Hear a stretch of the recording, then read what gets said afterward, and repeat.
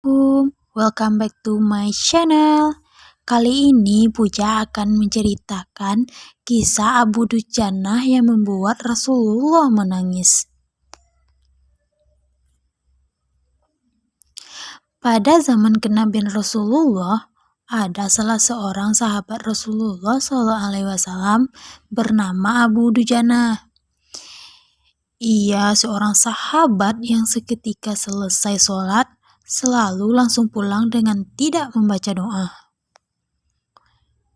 Ia pun tidak menunggu agar Rasulullah selesai membaca doa beliau terlebih dahulu. Perilaku Abu Dujanah ini pun kemudian dirasakan oleh Rasulullah SAW.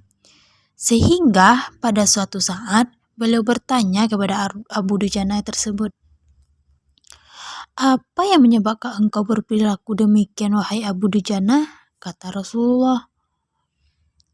Abu Dujanah selanjutnya menjawab, "Ini karena ada pohon kurma yang menjuntai di perkaranganku. Pohon ini bukan milikku, jadi aku buru-buru membersihkannya dan kurma itu aku serahkan kepada pemiliknya, yakni tetanggaku sendiri. Dikenal sebagai seorang yang munafik.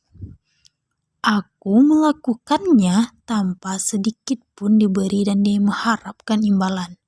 Hal ini aku lakukan juga agar anak-anakku kelak tidak memakan kurma tersebut karena kurma itu tidak halal untukku dan untuk keluargaku.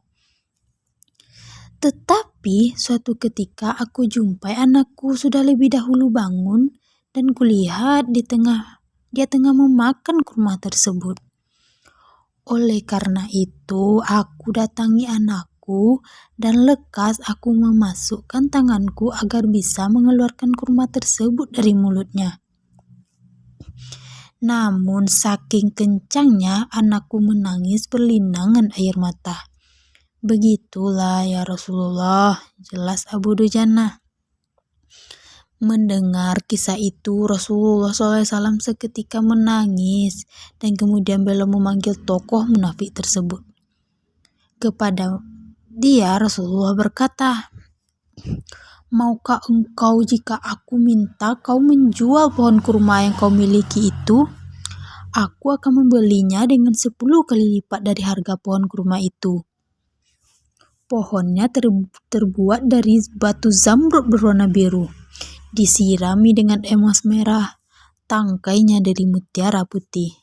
Di situ tersedia bidadari yang cantik jelita, sesuai dengan hitungan buah kurma yang ada." Begitulah tawaran Nabi SAW. Namun, lelaki yang dikenal sebagai seorang penjual yang munafik ini lantas menjawab dengan tegas, "Aku tidak pernah berdagang dengan memakai sistem jatuh tempo. Aku tidak mau menjual apapun kecuali dengan uang kontan dan tidak pakai janji." Di tengah protes itu, tiba-tiba Sayyidina Abu Bakar As-Siddiq radhiyallahu anhu datang. Ia lantas berkata, "Ya sudah, aku beli dengan 10 kali lipat dari harga kurma yang paling bagus di kota ini." Mendengar ini, orang munafik tersebut berkata kegirangan, "Oh baiklah, aku jual pohon ini." Setelah sepakat, Abu Bakar segera menyerahkan pohon kurma kepada Abu Dujanah pada saat itu juga. Rasulullah SAW kemudian bersabda, "Hei Abu Bakar, aku yang menanggung gantinya untukmu." Mendengar sabda Nabi ini, Sayyidina Abu Bakar merespon dengan bergembira bukan main. Begitu pula dengan Abu Dujanah. Si munafik berlalu, ia berjalan mendatangi istrinya, lalu mengisahkan kisah yang baru saja terjadi pada hari itu.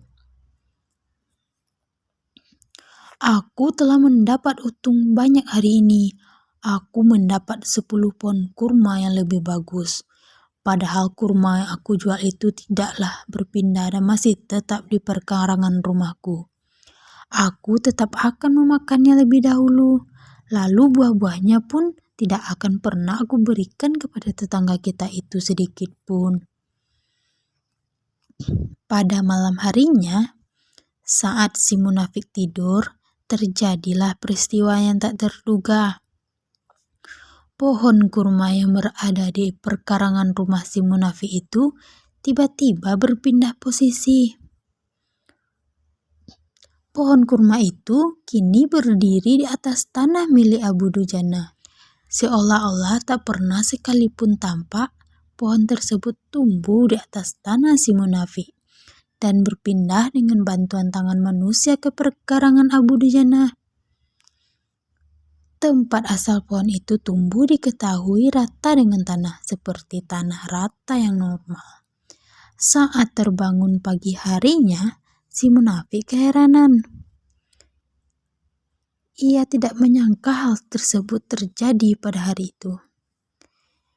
Oleh karena itu, kisah ini dapat dijadikan sebagai pelajaran bagi kita, yakni betapa hati-hatinya sahabat Rasulullah Abu Dujana menjaga diri dan keluarganya dari makanan yang haram. Sesulit dan seberat apapun hidup, seseorang tidak boleh memakan makanan yang untuk dirinya sendiri dan keluarganya dari barang yang haram. Wallahu alam.